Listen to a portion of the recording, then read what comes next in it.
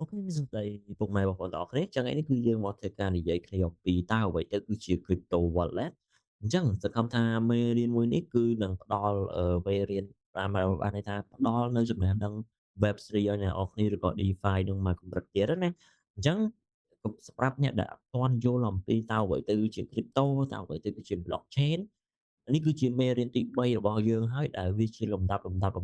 រគ្នាយល់ពីលំដាប់លំដោយទៅអីចឹងទៅ អូខេតោះអញ្ចឹងហើយនៅក្នុងមេបន្ទាប់ទៀតយើងនឹងនិយាយគ្នាអំពីតើនៅពេលដែលយើងដាក់លុយរបស់យើងនៅក្នុង DeFi ហើយយើងអាចខ្ចីលុយយើងអាចខ្ចីលុយនៅក្នុង DeFi ហ្នឹងត្រឹមរយៈពេល1នាទីយើងអាចដាក់ឲ្យលុយឲ្យគេខ្ចីដើម្បីបានការប្រាក់អីនោះខ្ញុំនឹងធ្វើការប្រាប់ពីរបៀបនៅក្នុងវគ្គបន្តទៀត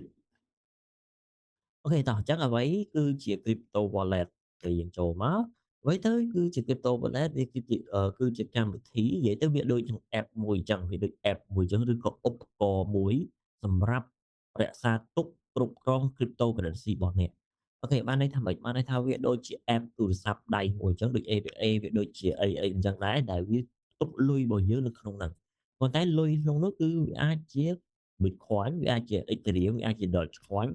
វាអាចជា USDT USDC អីចឹងទៅណា USDT វាដូចវាគឺជា stable coin មួយដែលមានតម្លៃប្រហែលនឹង$1នៅខាងក្រៅអញ្ចឹងណានឹងវាអាចមានលុយរបស់យើងនៅក្នុងហ្នឹងអញ្ចឹង Crypto Wallet គឺជាដូច APA ចឹងនិយាយចំទៅអូខេប៉ុន្តែការពិតទៅ Crypto Wallet មិនមែនរក្សាទុកតែ Crypto ទេវាគឺជា Crypto Crypto របស់អ្នកទាំងអស់គ្នាហ្នឹងគឺស្ថិតនៅក្នុង Blockchain ទេគ្រាន់តែជាផ្នែកwallet ទាំងអស់គ្នាគ្រាន់តែជាផ្នែកមួយនៅក្នុង blockchain ក៏ប៉ុន្តែយើងប្រើប្រាស់ private key ណាដែលអនុញ្ញាតឲ្យអ្នកនរគ្នានឹងចេញចូល crypto គ្រប់គ្រង crypto របស់អ្នកក៏ប៉ុន្តែវានៅក្នុងប្រព័ន្ធ blockchain នឹងតែមួយទេដែលអត់មានអ្នកគេ hack បានទេនៅលើโลกហ្នឹងអត់មានអ្នកគេ hack បាននៅក្នុង blockchain ហ្នឹងទេយល់ទេអូខេអញ្ចឹងត្រឡប់មកវិញ crypto wallet វាគឺជាកាបូបលុយអឺកាបូបលុយ digital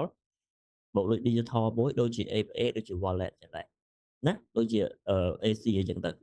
អូខេតោះអញ្ចឹង wallet ហ្នឹងវាមាន2ប្រភេទអូខេមួយដែលគេហៅថា hot wallet ហ្នឹងដែលគេហៅ hot wallet គឺជាដែលបងប្អូនគ្នានៅឃើញដែលបងប្អូនគ្នាឃើញនៅក្នុងគឺជា app នៅក្នុងទូរស័ព្ទរបស់យើងគេហៅថា hot wallet ហើយវាមានឈ្មោះកម្មវិធីហ្នឹងគឺឈ្មោះអីគេខ្លះមាន Trust Wallet វាមាន MetaMask ដែលជាកម្មវិធីដែលគេល្បីនិយមប្រើប្រាស់វាណាអញ្ចឹងអ្នកនរគ្នាក៏អាចប្រើ Binance Wallet ក៏អាចប្រើ Mixi Wallet ផងដែរក៏វាមានដែរឥឡូវហ្នឹងអត់ជាបញ្ហាទេក្នុង wallet ទាំងអស់ហ្នឹងគឺយើងអាចប្រើនៅក្នុងស្រឡាញ់មួយណាយើងប្រើមួយហ្នឹងទៅ Trust Wallet MetaMask Binance Wallet Mixi Wallet ហៅហើយអញ្ចឹងទៅ OKX Wallet អីចឹងទៅចឹងអត្ថប្រយោជន៍របស់វាគឺវាងាយស្រួលប្រើបានន័យថាវាងាយស្រួលប្រើក្នុងការបញ្ចេញបញ្ចូលបាញ់លុយគេទទួលលុយអីនោះត្រឹមតែ1នាទីហើយអត់មានឆ្លងកាត់ធនាគារកណ្ដាលអីទេអត់មានឆ្លងកាត់ជនទី3អីទេអញ្ចឹងនៅក្នុងនោះវាស្រួលអញ្ចឹងណាហើយMetaMask យើងមាននៅក្នុងហ្នឹងគឺសម្រាប់តែយើង trading សម្រាប់តែយើងប្រើប្រាស់នៅក្នុង DeFi Web3 អញ្ចឹងទៅដូចជា Maxi អីចឹងទៅណាណាអូខេក៏ប៉ុន្តែហានិភ័យរបស់វានោះគឺវាអាចនឹងប្រឈមនឹងការ hack អូខេប៉ុន្តែបើសិនជាយើងប្រយ័ត្នប្រយែងក្នុងការអឺលេខសម្គាល់របស់យើងលេខកូដរបស់យើងដោយសារយើងមានលេខកូដដែរអញ្ចឹងវាមិនងាយមានគេ hack បានទេដោយសារតែលុះត្រាតែយើងជួយ link អីផ្ដេសផ្ដាសអាហ្នឹងអាចគេ hack អូខេអញ្ចឹងទី2គឺវាមាន cold wallet មួយគឺក្តៅ wallet មួយគឺត្រជាក់ wallet អូខេតែត្រជាក់ wallet ហ្នឹងគឺមាននិយាយទៅដូច flash របស់យើងមួយយើងទិញនៅខាងក្រៅអានោះដូចជាមួយ$100ទេនៅខាងក្រៅណាអញ្ចឹងអានោះវាដូចជាកាបូបលុយរបស់យើងអញ្ចឹងដែលជា flash ដែលជាhardware ដែលយើងអាចកាន់បានណាហើយយើងដាក់លុយនៅក្នុងនោះដោយភ្ជាប់ជាមួយនឹងអ៊ីនធឺណិតអូខេអញ្ចឹងអាហ្នឹងគឺអត់មានអ្នកគេ hack បានទេគ្រាន់តែថាវាប្រឈមមួយគឺអាចបាត់បាត់អាហ្នឹងតែបាត់អាហ្នឹងចាប់បាត់ហើយអូខេហើយមួយទៀតគឺអឺវាអាចនិយាយទៅយើងយកលុយរបស់យើងទៅទិញអញ្ចឹងណាអាហ្នឹង wallet មួយហ្នឹងគឺវាថ្លៃដែរមួយ100ទៅ200ឯដែរណាដូចប្រហែលជាប៉ុណ្្នឹងឯណាក្នុងតោះបើសិនខ្ញុំប្រាប់តម្លៃខុសពេលអញ្ចឹងឧបករណ៍ដែលប្រើគេពេញនិយមហ្នឹងគេប្រើឧបករណ៍នេះ Trezor អីហ្នឹងណាចាហើយLedger ហ្នឹងអាហ្នឹងគឺជាឧបករណ៍ដែលគេពេញនិយមប្រើជាងគេហ្នឹងឯង ហើយវារក្សាទុកទ្រព្យសម្បត្តិ cryptocurrency របស់យើងហ្នឹងបានយូរមកហ្នឹងហើយណាគឺវាមានចិត្តអូខេ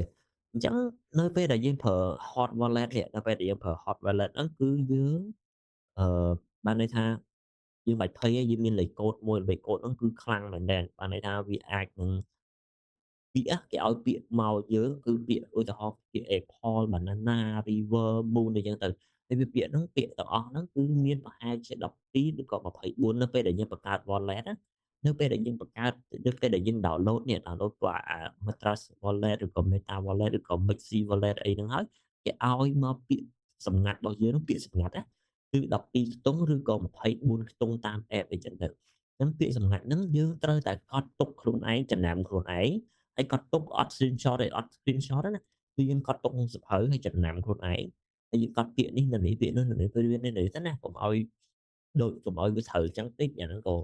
នេះដែរចឹងពាក្យហ្នឹងដូចជាពាក្យសម្ងាត់ចឹងហើយអត់មានណាគេដឹងទេអត់មានណាគេ hack បានទេបើសិនជាពាក្យហ្នឹងយើងអត់ប្រាប់គេអូខេអាហ្នឹងគឺវាអញ្ចឹងហើយនេះហៅថា